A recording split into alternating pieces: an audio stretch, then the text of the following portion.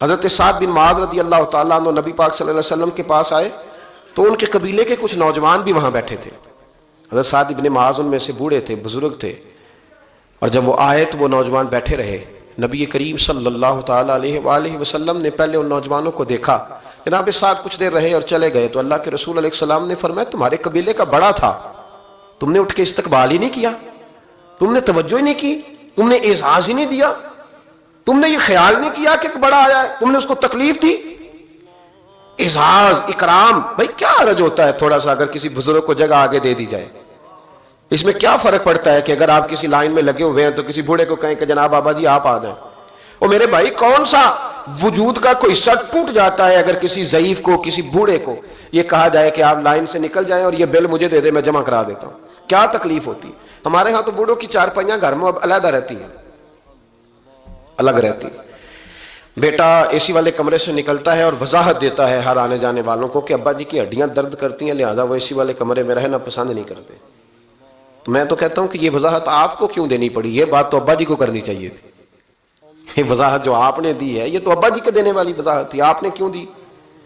ابا جی کے لیے اس طرح کا کمرہ ہے گھر میں جس طرح کا سٹور ہوتا ہے نا پرانے کپڑے رکھنے والا، وہ کمرہ ہے۔ حدیث سنانے لگا ہوں، اللہ کرے آپ کو یاد رہ جائے، اللہ کرے آپ کو یاد رہے۔ مشکات کی حدیث ہے، بڑے خوبصورت لفظ ہیں۔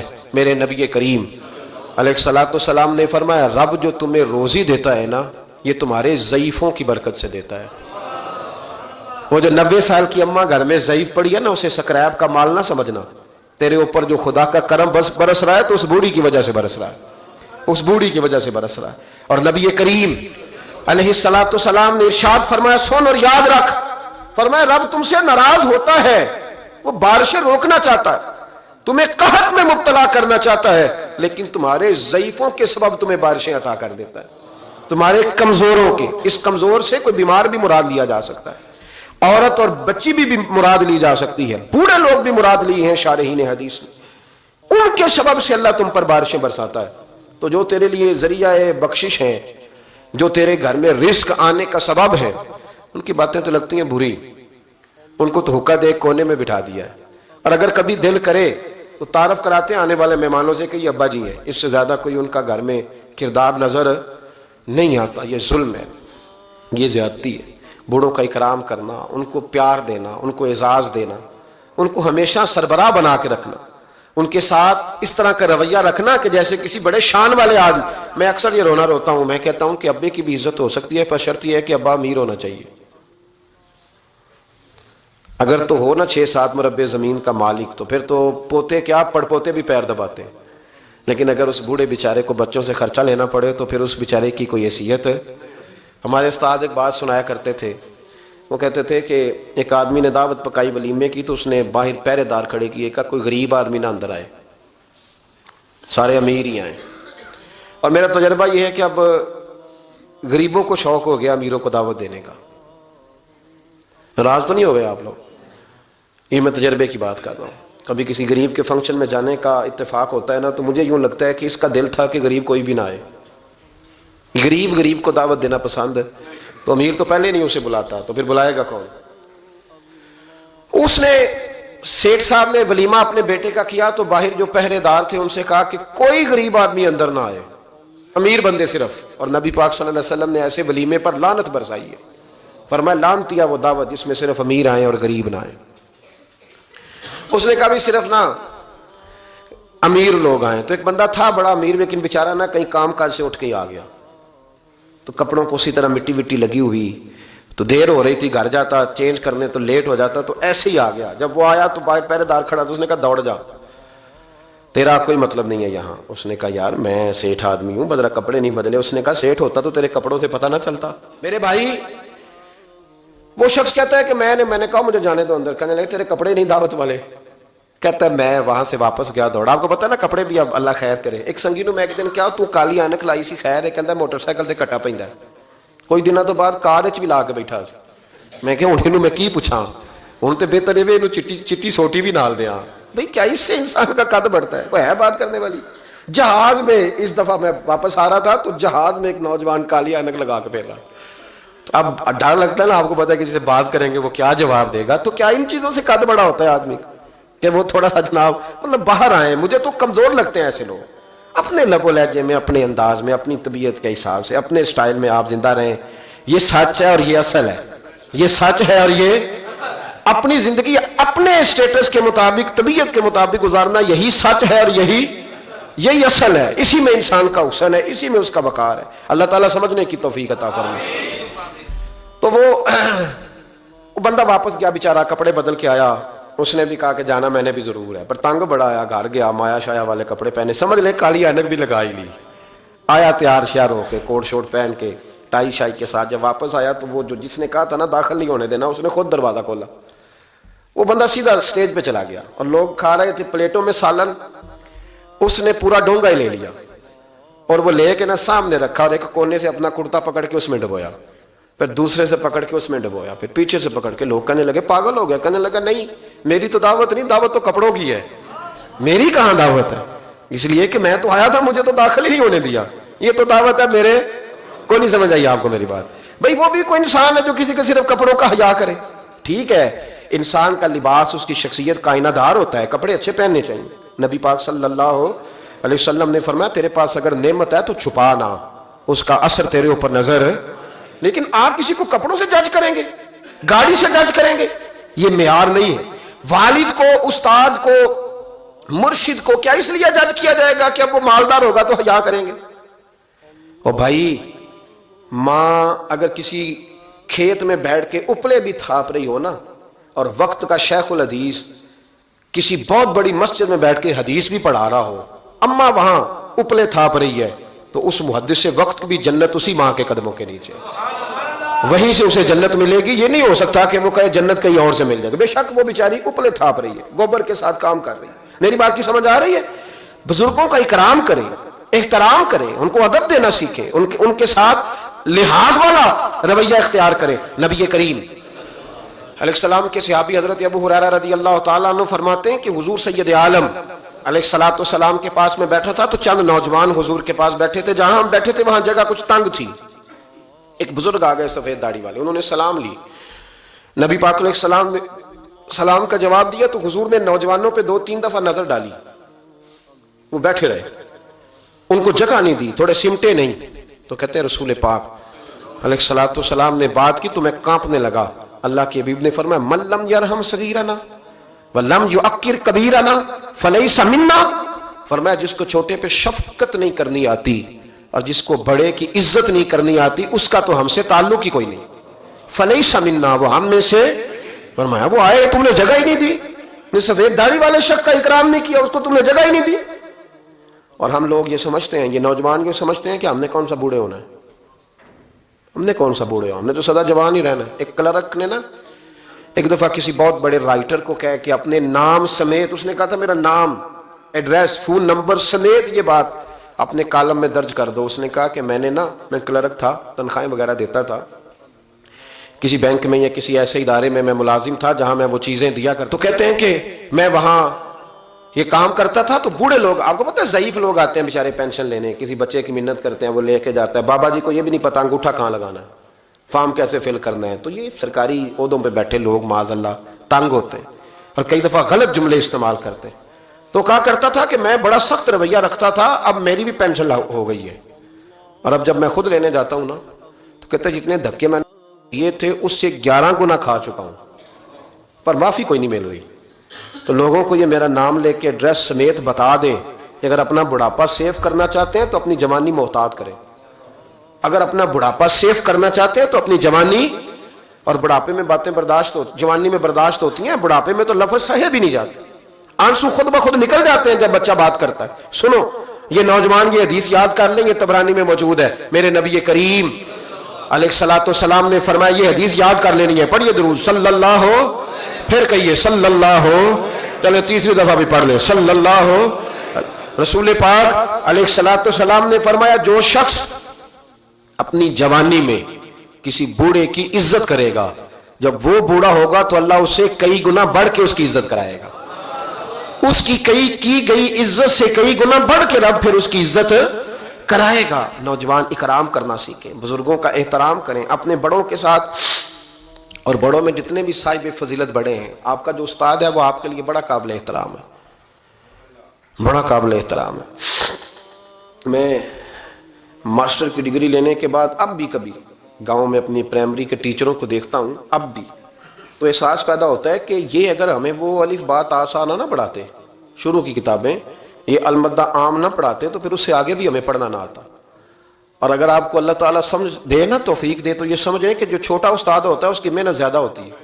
ہاں یونیورسٹی والے جو ٹیچر ہیں تو لیکچر دے کے چلے جاتے ہیں، تو وہ جس نے رٹا لگایا نا پہاڑے یاد کرانے کا، وہ جس نے آپ کو املا لکھنی سکھائی ہے نا، اس کی محنت، اگرچہ اس کی تعلیم میٹرک پی ٹی سی ہے، اگرچہ آپ اس سے کئی گنا زیادہ تعلیم حاصل کر گئے، لیکن اصل مشقت اس قاری صاحب کی ہے جس قاری نے آپ کو قاعدہ پڑھایا ہے، جس نے تلفظ ٹھیک کرایا ہے۔ ابتدائی کتابوں کے اساتذہ کی مشقت زیادہ ہوتی ہے، بڑے لوگ تو لیکچر دے کے چلے جاتے ہیں۔ تو بھائی ادب کرنا سیکھیں۔ میرے رسول پاک صلی اللہ علیہ وسلم نے ارشاد فرمایا، حضور فرمانے لگے، ایک تیرا باپ وہ ہے جس کی صلب سے تو پیدا ہوا، اور ایک تیرا باپ وہ ہے جس نے اپنی بیٹی دے کے تجھے بیٹا بنایا، اور فرمایا ایک تیرا باپ وہ ہے جس نے تجھے تعلیم دی۔ وہ تیرا باپ ہے، اس کا اکرام کر، اس کا ادب۔ اور حضرت مولا علی شیر خدا نے تو شیروں جیسی بات ہی کر دی۔ بڑے لوگ بڑی بڑی باتیں، اتنی بڑی بات اس موضوع پر میں نے تلاش کیا ہے، میں نے بڑے لوگوں کو پڑھا ہے اس عنوان پر، لیکن اتنی بڑی بات کہیں نہیں ملی۔ حضرت علی المرتضی رضی اللہ تعالیٰ عنہ فرمانے لگے، جس نے مجھے ایک حرف سکھایا ہے وہ میرا استاد ہے، اگر وہ چاہے تو مدینے کے چوک میں کھڑا کر کے مجھے بیچ دے، میں اس کے ہاتھوں بکنے کو بھی تیار ہوں۔ وہ جس نے مجھے ایک حرف، اساتذہ کا احترام نہیں، اساتذہ پریشان، استاد تو بیچارہ روز کٹہرے میں کھڑا ہے، روز کٹہرے میں، روز لوگ اس کو کہتے ہیں کہ جناب آپ نے یہ بات کیسے کر دی، آپ کی جرت کیسے ہوئی۔ اور جو لوگ، میں ایک کالج میں تھا چند دن پہلے، تو وہاں میرے جاتے ایک جھگڑا شروع تھا کہ جناب ہم کب سے آئے بیٹھے ہیں، تو ٹیچر کہتی ہے کہ یہ پیریڈ ختم ہوتا ہے تو پھر چھٹی لینی ہے، تو پہلے چھٹی دیں، چونکہ ماں بدولت آ چکے ہیں۔ اکرام نہیں، جو قومیں ادب نہیں کرتی وہ تعلیم کبھی بھی حاصل ہے، اور تعلیم حاصل کر بھی لیں تو تعلیم کا فیض نہیں پا سکتے۔ فیض ادب سے ملتا ہے۔ امام اعظم ابو حنیفہ، امام ابو یوسف سے کسی نے کہا کہ یہ امام اعظم کیوں ہیں، فرمانے لگے یہ بڑے امام اس لیے ہیں کہ بڑا ادب کرتے ہیں، بڑے اس لیے ہیں کہ بڑا ادب۔ امام صاحب کے ساتھ 4-5 شاگرد بیٹھے تھے، ایک باغ میں آپ تشریف فرما تھے۔ تو اب تو ہمارے ہاں بڑی آسانی ہے، کتابوں کو آپ کمپیوٹر سے سرچ کر سکتے ہیں، حوالے بڑی آسانی سے مل جاتے ہیں۔ اب بھی بڑا مشکل ہوتا ہے، کتاب سے ڈھونڈنا بڑا مشکل ہے۔ ہم اپنے طالب علموں کو کبھی کہتے ہیں نا صرف کتاب ہی ڈھونڈ کے دے دو، تو وہ کہتے ہیں جی اس کو آپ لگایا ہی حروف ترجیح کے حساب سے کریں تاکہ ہمیں یہ مشقت نہ کرنی پڑے۔ آپ اس کو حروف ترجیح کے مشورے دیتے ہیں۔ کوئی کہتا ہے جی آپ فن کے لحاظ سے کتابیں حدیث علیحدہ رکھا کریں، تفسیر علیحدہ رکھا کریں تاکہ ہمیں کوئی حرکت نہ کرنی پڑے۔ مشورے دیتے ہیں، چلو اچھے بچے بھی ہوتے ہیں، سارا کچھ ساتھ ساتھ ہی ہے۔ تخریج کا کام کرنا بڑا مشکل ہے آج بھی۔ جب آپ نے صحیح مطالعہ کرنا ہو تو پھر موبائل شبائل بند کر کے ہوتا ہے۔ جب آپ نے کسی چیز پہ ریسرچ کرنی ہے، اس کو ہر لحاظ سے اور ہر زاویے سے آپ پڑھنا چاہتے ہیں، پھر یہ مشقت والا کام ہے۔ اس زمانے میں زیادہ مشقت ہوتی تھی، گرمی بڑی سخت تھی، تو امام اعظم رحمۃ اللہ علیہ نے 2-3 شاگرد منگا لیے۔ اب بڑی ساری سہولیات ہیں، جب ہم کوئی صفحہ 2-3 صفحے محفوظ کرنا چاہتے ہیں تو اس کا طریقہ ہم یہ رکھتے ہیں کہ ہمارے پاس پنیں ہوتی ہیں، پن لگا لی، اتنے صفحے سائڈ پہ کر لیے، پھر کئی بہت ساری آسانیاں ہیں۔ اس زمانے کے اندر بڑا مشکل ہوتا تھا، کچھ کاغذ بھی بڑا مہنگا تھا، چیزوں کو سمیٹنا، اور اگر کچھ چیز بکھر جاتی تھی دوبارہ حاصل کرنا ایک مشقت والا کام۔ تو امام صاحب رحمۃ اللہ علیہ باغ میں بیٹھے تھے، کچھ حدیثوں پر کام ہو رہا تھا، ان کی جو روایات تھیں اس کے راوی جو تھے وہ مرتب کیے جا رہے تھے، چیزوں پر فقہ کے اصول بنائے جا رہے تھے، شاید 2-4-5 شاگرد بھی بیٹھے تھے۔ باغ کے ساتھ کچھ بچے کھیل رہے تھے، تو گیند گری ایک بچے کی۔ تو آپ کو پتہ ہے کہ ایک بچے کی ویسے ڈیوٹی لگائی جاتی ہے گیند ہی پکڑنے کی، کھڑا کرتے ہیں نا جی پیچھے اس کو کہ تو نے صرف گیند ہی پکڑنی ہے۔ مجھے چونکہ دلچسپی نہیں میچ سے، لہٰذا مجھے زیادہ نام وام نہیں آتے کہ اس کو کیا کہتے ہیں، تو اس کو کھڑا کیا تھا انہوں نے پیچھے۔ وہ گیند اچانک آ گئی نا جب باغ میں، تو بچہ دوڑا آیا، 12-14 سال کا بچہ، جب وہ آیا نا باغ میں تو امام صاحب نے آؤ دیکھا نہ تاؤ دیکھا، امام صاحب جھٹ سے اٹھ کے کھڑے ہو گئے، اور جب کھڑے ہوئے تو وہ کاغذ جو تھے وہ سارے بکھر گئے۔ اب امام صاحب کھڑے ہوئے تو شاگردوں کو بھی کھڑا ہونا تھا، وہ بھی سارے کھڑے ہو گئے، ان کا بھی سارا سامان بکھر گیا، ٹوٹ گیا، دائیں بائیں چیزیں ہو گئیں۔ بچہ چلا گیا، امام صاحب بیٹھ گئے، شاگرد بڑے ادب والے تھے، انہوں نے پوچھا بھی نہیں کیا معاملہ ہے۔ اب نئے سرے سے ساری ترتیب دوبارہ سے لگائی گئی، تھوڑی دیر گزری تو بچہ پھر باغ میں آ گیا۔ इमाम साहब फिर उठ के खड़े हो गए, फिर सारी चीजें बिखर गई। तीसरी दफा वो फिर आ गया, पता नहीं वो कितनी दफा आएगा, बार बार शागिर्दों को भी उठना पड़ता, वो कागजात सारे बिखर जाते। बिल आखिर एक शागिर्द बोल पड़े, कहने लगे हुजूर ये तो बच्चा है, ये 100 दफा आएगा। तो इमाम साहब ने बरजस्ता जवाब दिया, फरमाया अगर ये 100 दफा आया ना तो अबू हनीफा 100 दफा उठ के खड़ा होगा, मैं खड़ा होगा, तुम्हें तो नहीं ना पाबंद कर रहा। कहा हुजूर माजरा क्या है, कौन है ये बच्चा? तो इमाम साहब फरमाने लगे ये मेरे उस्ताद का पोता है, ये मेरे शेख का पोता है, मेरे मुर्शिद का पोता है। असला नाल जे नेकी करिए तो नस्ला ताक नहीं भूल दे, हाँ बेअसला नाल नेकी करिए तो फुल कंडिया नाल तोल दे। ये मेरे हजरत का पोता है, इस घर से मैंने फैज लिया है। फरमाया मैंने नमक खाया है, ये कैसे हो सकता है कि ये आए और मैं उठ के खड़ा ना हूं, ये 1000 दफा भी आए तो मैं खड़ा होऊंगा। तो इमाम अबू यूसुफ फरमाते थे उस दिन मुझे समझ आई कि ये जो इमाम सिर्फ इमाम नहीं, इमाम आजम है ना, ये बड़े इसलिए है कि इन्होंने अदब बड़े बड़े किए, इन्होंने इकराम बड़े बड़े किए। हमारे यहाँ तो अब इतनी परेशानी वाला मामला, इतनी परेशानी वाला सोच नहीं सकते। बिलखुसूस वो लोग जिनका बड़ा मिल्लत में इकराम होना चाहिए था, बड़ा इकराम। मुझे सही बताएं कि एक मुस्तनद कुरान और सुन्नत जानने वाला आलिम किसी वलीमे में जाए और साथ ही मैंने जाए तो कदर किसकी ज्यादा हो रही होती है, होनी किसकी चाहिए? ये तकलीफ वाला मामला है, तकलीफ वाला।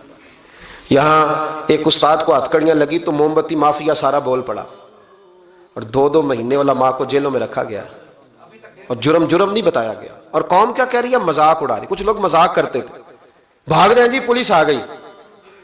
किस मतलब जुर्म क्या था? चोर थे, ये डाकू थे। और बहुत सारे तो ऐसे थे जिन जो किसी काज में, किसी काम में, किसी ऐसी एक्टिविटी में बेचारे शामिल ही नहीं थे, मुदर्रिसीन पढ़ने पढ़ाने वाले, और उनको पकड़ कर अंदर डाल दिया गया। और वो लोग जो खुद बड़े बड़े दिनों तक सारा मुल्क बंद करते रहे, उन्होंने ये जुर्म किया, कोई पूछने वाला नहीं था, कोई नहीं था, कोई पीछे जाने वाला नहीं। 2-2 महीने, और फिर कहा गया 20-20 लाख और पता नहीं कितने कितने लाख, और फिर डायरेक्शन का नहीं पता जाना किधर है। जमाना तो ये बताया ही नहीं गया।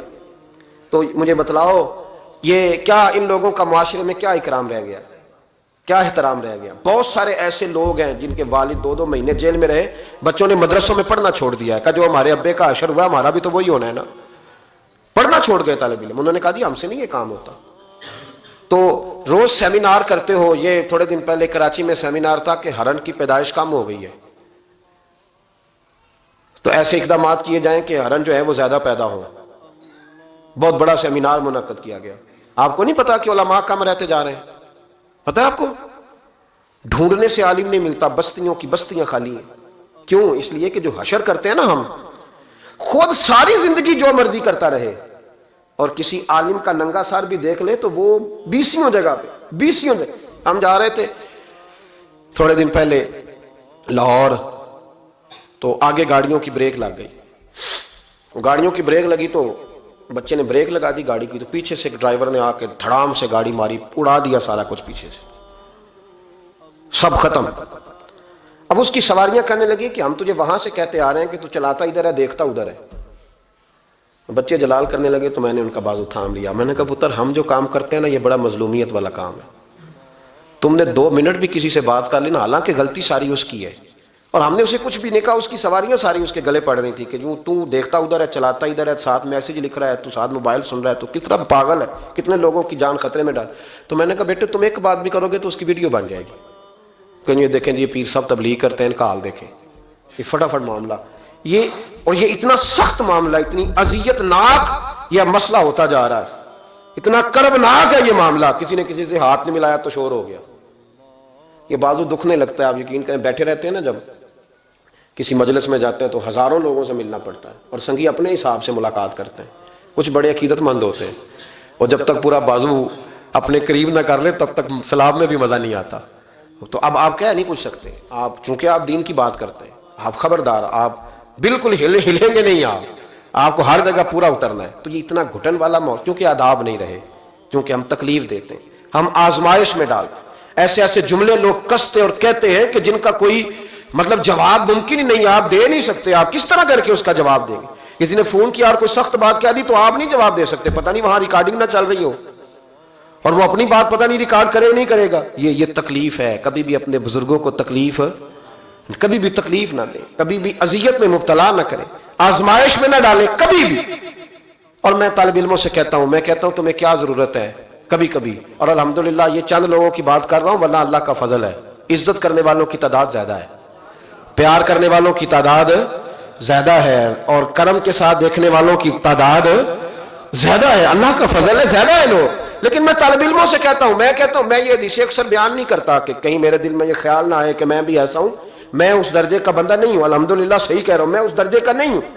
پر یار کتنی شاندار بات ہے, کتنی بڑی علامہ اسماعیل حقی نے روایت لکھی ہے. میرے نبی کریم رسول رحمت صلی اللہ علیہ وسلم آقا دو عالم علیہ السلام نے فرمایا, حضور نے نہیں فرمایا کہ پیر میرا وارث ہے, نبی پاک نے یہ نہیں فرمایا کہ جو ساری زندگی رزق حلال کھائے وہ میرا وارث ہے, یہ نہیں فرمایا کہ 40 سال عشاء کے وضو سے فجر پڑے تو اب میرا سجادہ نشین ہو گیا.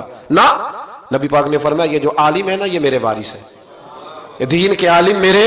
اور کیا حسن ہے لفظوں کا, کیا وقار ہے. یقین کریں جب یہ حدیثیں پڑھتے ہیں نا تو روح پرواز کرتی ہے اور دل کرتا ہے کہ وجد اگر آ سکتا ہے تو اس بات پہ آ سکتا ہے. میرے مصطفیٰ کریم علیہ السلام نے فرمایا جس نے کسی عالم کی مدد کی سمجھے میں نے اپنے نبی کی مدد کی.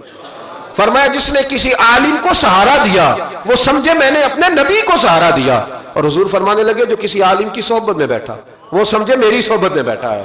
اور حد ہو گئی, نبی کریم علیہ السلام نے فرمایا جس نے عالم کی زیارت کر لی سمجھے اس نے میرا دیدار کر لیا. اور فرمایا عالم کا چہرہ دیکھتے رہنا بھی عبادت ہے. اتنا بڑا درجہ. اور جہاں جناب موم بتی مافیا ٹی وی پہ بیٹھے ہوئے لبرل لوگ, لبرل بے دین, یہاں تو کسی کی عزت محفوظ نہیں. تھوڑے دن پہلے ایک بڑے مشہور اینکر کی مجھے ویڈیو دکھائی, بچوں نے علامہ اقبال کو برا بھلا کہہ رہے تھے. علامہ, اور بڑے غلیظ. سنے آپ نے بھی, نام لینے کی ضرورت تو نہیں, پتہ نا جی میں بات نہیں کرتا جی, کسی ہم ذکر نہیں کرتے. میرا عرض کرنے کا مقصد یہ ہے کہ آپ اقبال مصور پاکستان, محسن پاکستان, اور ٹی وی پر بیٹھ کر آپ جب ایسی ہستیوں کے بارے میں جملے کسیں گے پیچھے کیا رہے گا. تکلیف نہ دے, کم از کم جو چلے گئے ان کے بارے میں تو نبی پاک نے فرمایا اذکروا محاسن موتاکم, جو مر جائے تو اس میں تو کمزوری ہو بھی تو اس کا ذکر نہ کرو, اس کی صرف اچھی اچھی باتوں کا ذکر کرو. یہ ظلم ہے, یہ زیادتی ہے. خیال فرمائیں اپنے گزر. دیکھیں نا داتا علی اجویری رحمت اللہ, پتہ کتنا بڑا شخص ہے. غوث اعظم جیلانی رحمت اللہ علیہ کا ایک قول ہے, آپ فرماتے ہیں کہ اگر میں علی بن عثمان حجویری کے زمانے میں ہوتا تو ضرور ان کی صحبت میں بیٹھتا. یعنی غوث پاک کہتے ہیں. چلو ہم تو داتا صاحب ویسے بھی نہیں جاتے, کبھی مال لینے لاہور گئے ہو نا تو باہر ہی کھڑے ہو کے کچھ لوگ سلام کر لیتے ہیں. کچھ لوگ کہتے ہیں جی میں نے پورے سال میں ایک پورا بندہ وہاں سجدہ کرتے دیکھا ہے, ایک پورا. تو میں کہتا ہوں جو ہر نماز کے وقت وہاں ہزاروں نماز پڑھتے ہیں وہ نہیں نظر آئے؟ جو ہزاروں لوگ وہاں جمعہ پڑھتے ہیں وہ نہیں دکھے تمہیں؟ جو سارا دن قرآن پاک کی تلاوت ہوتی ہے وہ نہیں نظر آئی؟ عجیب معاملہ. ایک صاحب مجھ سے کہنے لگے کہ داتا تو اللہ ہے. میں نے کہا اللہ کے 99 ناموں میں داتا نکال کے دکھاؤ, ہے کہیں؟ بولے لفظ ہی فارسی کا ہے. کیا عجیب, مطلب ایسی منطق ہے لوگوں کی جو سمجھ سے بالا تر ہے. بھائی لفظ داتا اللہ کے 99 ناموں میں موجود نہیں ہے. داتا کا معنی آپ کیوں وہ کرتے ہو؟ پھر تو آپ کہیں گے کہ اماں سے بھی روٹی مانگنا جائز نہیں, کیونکہ داتا کا معنی دینے والا ہے. تو اماں روٹی پکا کے دیتی ہے کہ نہیں؟ ابا پیسے دیتا ہے کہ نہیں؟ عجیب فلسفہ ہے لوگوں کا. ہر بات کا الٹ مطلب. بزرگوں تک کو لوگ تکلیف دیتے ہیں, اذیت دیتے ہیں, آزمائش میں مبتلا کرتے ہیں. اور ایسی اعلیٰ حضرت فاضل بریلوی رحمت اللہ علیہ کے چھوٹے صاحبزادے تھے حضور مفتی اعظم ہند مولانا مصطفیٰ رضا خان صاحب رحمت. 1.25 کروڑ آدمی مرید تھا, اور حضرت کے لاکھوں میں محدثین شاگرد تھے. لیکن تنقید کرنے والے کو موقع مل جاتا ہے نا. حضرت بڑی دور گئے تھے ایک جگہ پہ, بڑی دور. تو ایک سیٹھ صاحب کہنے لگے کہ میرا بڑا دل کرتا ہے کہ وہ میرے گھر میں قیام کریں, بڑی میری خواہش ہے. چلو ٹھیک ہے آپ کے گھر قیام کرتے ہیں. حضور مفتی اعظم نا رات کو ان کے گھر میں قیام کیا. اب مسافر کے لیے تو اللہ تعالیٰ نے نماز عادی کر دی ہے. 4 فرضوں والی نماز ہے تو رب کریم نے 2 فرض کر دی. سنت اور نفلوں میں اجازت دے دی, پڑھے کوئی تب بھی ٹھیک ہے, نہ پڑھے تب بھی ٹھیک ہے. تو اب فرض جہاں کم کر دیے گئے تو حضور مفتی اعظم اس گھر میں مہمان تھے, سارا دن کی تھکاوٹ تھی. تو جہاں اللہ تعالیٰ نے فرض کم کر دیے وہاں آپ کسی پہ پابندی لگائیں کہ اٹھ کے تہجد بھی پڑھے. آپ نے عشاء کی نماز پڑھی, آرام فرمایا, فجر کے وقت اٹھے.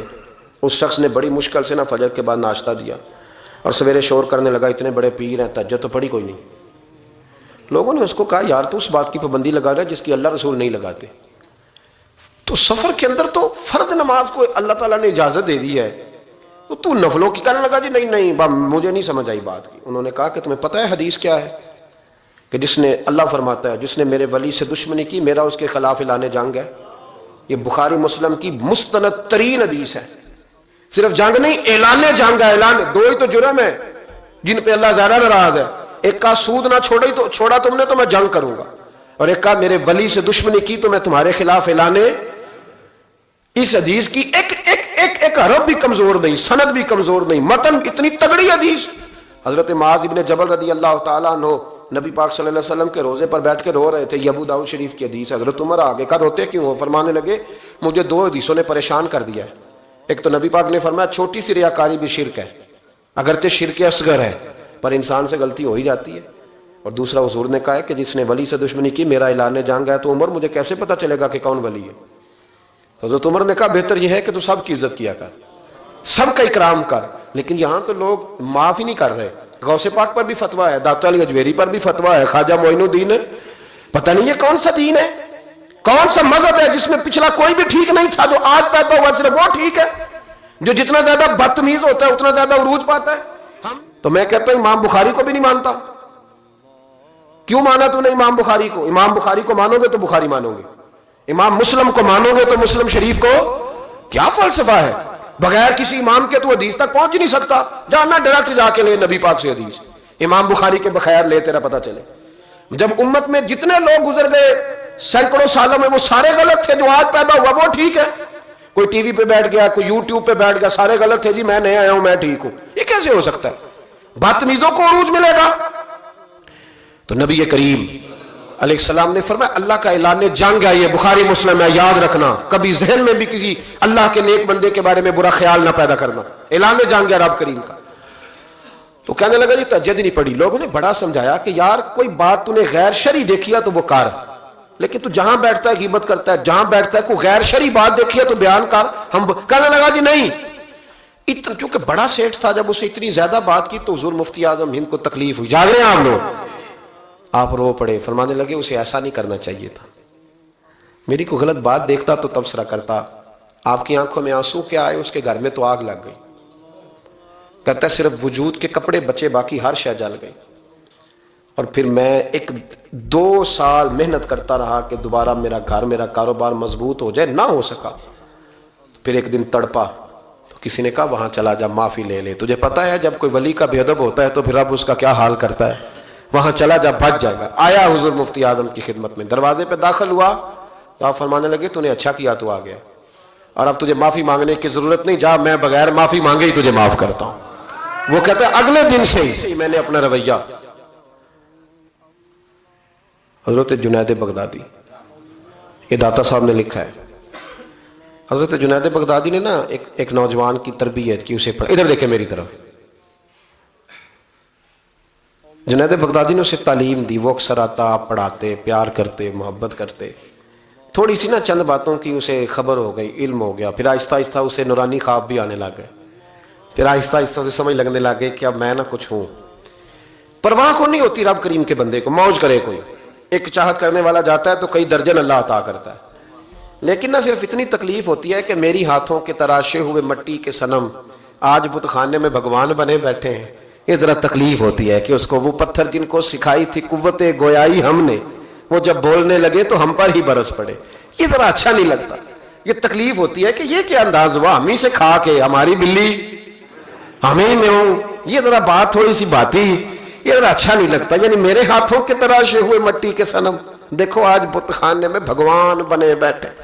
تو وہ کہنے لگا کہ میں تو اب اوپر چلا گیا ہوں حضرت جنید بغدادی سے، کبھی کسی کو کوئی بات سناتا، کبھی کوئی سناتا، کہتا وہ تو ابھی وہی ہیں، تبلیغ کر رہے ہیں، یہ کر رہے ہیں، تو میں تو رات خواب میں فلانی جگہ بھی ہوا ہوں، تو بہت اونچا درجہ ہے میرا۔ وہ آہستہ آہستہ جب پر تھوڑے نکلے نا، انہوں نے کہا تو حضرت ہنس دیتے، مسکرا دیتے، کہتے چلو موج کریں، لیکن دل میں تکلیف ضرور تھی، ہوتی ہے تکلیف، کیا کرے، اللہ نے دل جو بنایا، اس میں بعض لوگوں کے بعض جملوں کی بڑی تکلیف ہے۔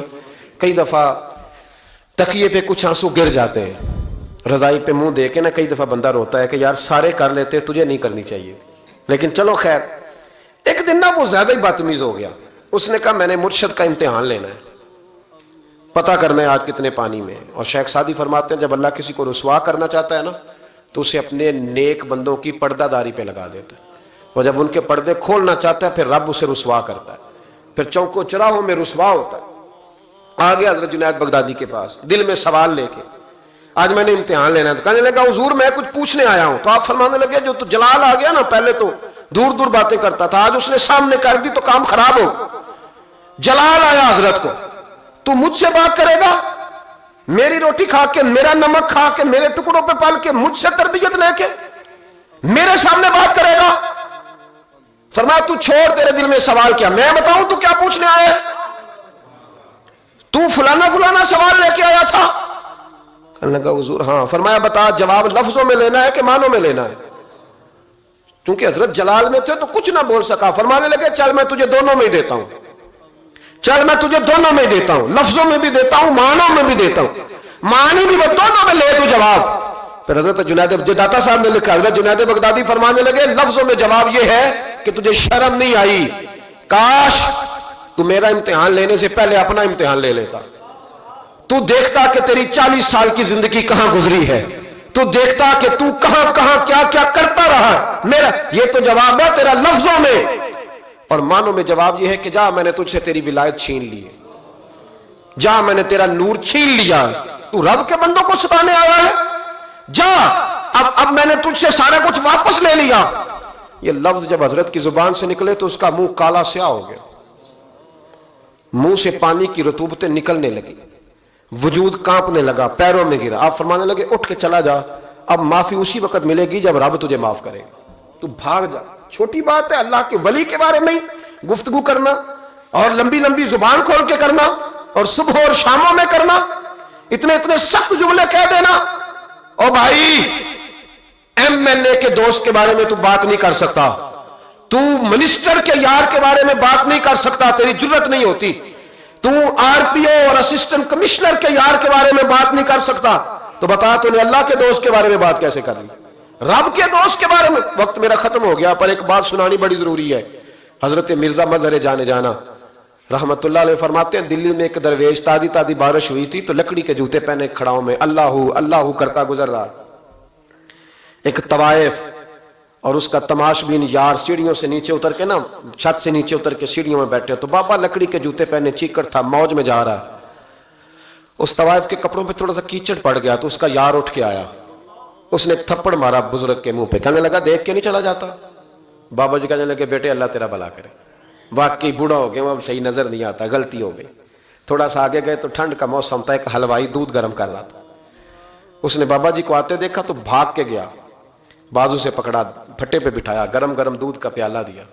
بابا جی نے بسم اللہ شریف پڑھ کے دودھ پیا, پورا پیالہ پی کے کہنے لگے یا اللہ تو کتنا بے نیاز ہے, کہیں دودھ پلاتا ہے کہیں تھپڑ مرواتا ہے, نہ میں اسے جانتا ہوں نہ اسے جانتا ہوں, اس نے تھپڑ مار دیا, اس نے دودھ پلا دیا.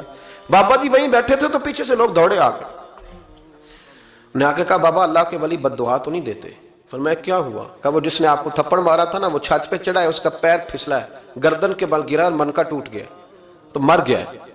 بابا جی کہنے لگے اللہ کی قسم میں نے کوئی بد دعا نہیں دی. کہا نہیں آپ نے دی ہے. فرمایا نہیں دی. اس نے کہا دی ہے. تو بابا جی کہنے لگے پھر اصل بات سنا دوں. کہا سناؤ. فرمانے لگے اصل بات یہ ہے کہ میرے پیروں سے مٹی اڑی, اس کے یار کے کپڑوں پہ پڑی, اسے برا لگا تو اس نے مجھے مارا, جب اس نے مجھے مارا تو پھر میرے یار کو برا لگا, پھر میرے یار کو برا لگا, اس نے اسے مار دیا, میں نے تو لفظ بھی ادا نہیں کیے.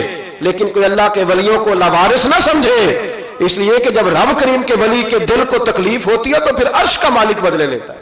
پھر اللہ کہتا ہے میرا اعلان جنگ ہے, پھر تو تیاری کر, پھر میں تجھے بتاؤں گا کہ ساری دولتیں سارا کچھ تیرے گھر میں, پر رات کی نیند نہیں تیرے پاس.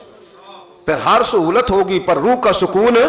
تھوڑا سوچ کے بولیں, تھوڑا احتیاط سے بولیں, تھوڑا تول کے بولیں, کہیں ایسا نہ ہو کہ ایک فکرہ کسی اللہ کے بندے کی بے ادبی کا سبب بنے. اللہ سمجھنے کی توفیق عطا فرمائے. آخر دعوانا الحمدللہ.